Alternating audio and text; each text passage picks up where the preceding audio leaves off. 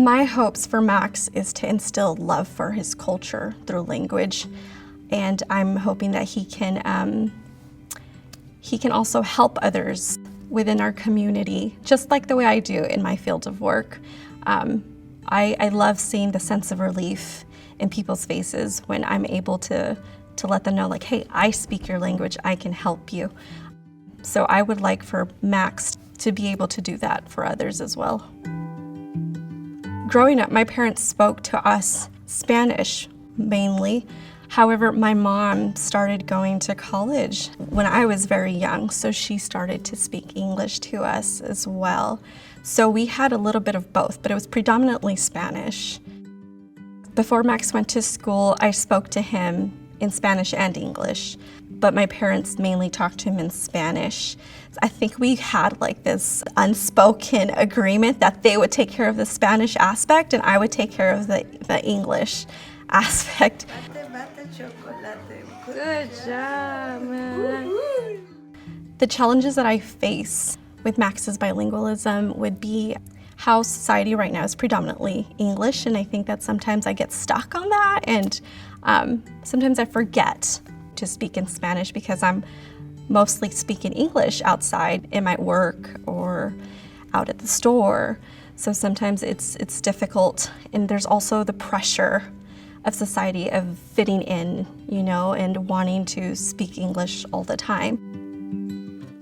I chose the Lighthouse for Children for Max because I can see how involved they are with their students and the efforts that they put into him and the communication, especially the communication.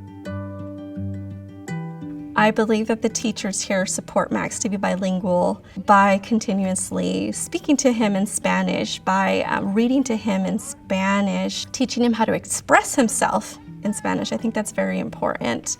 And they also communicate with me and let me know how he is doing, and I think that's very important. My advice to a parent who is trying to raise their child bilingually is to start early, expose them to all cultures, but especially theirs, of course.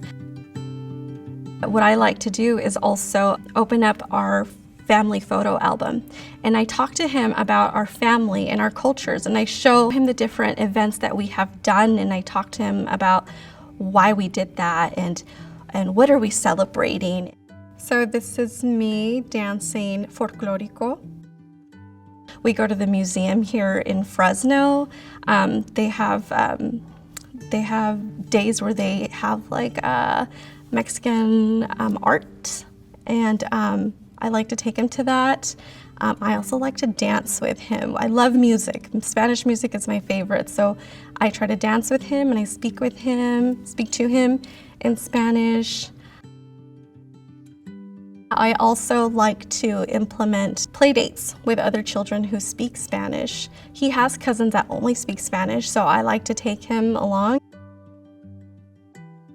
When I decided to place Max in the dual language classroom, my husband and I agreed that Spanish was a very important language for him to learn because he is Hispanic. Max is exposed to the Vietnamese culture as well. We love it. We actually just went to their New Year's, and it was actually really great. My mother-in-law, she only speaks Vietnamese, but Max loves her. They are able to communicate through some sort of sign language and through food as well. He's very open to the different foods and to their customs as well. Yeah, he loves visiting with my husband's side of the family. I would like for Max to be, well, multicultural, of course. I like him to be very open and empathetic to other cultures. I think that's very important in order to I suppose, to be successful, to be a good human being.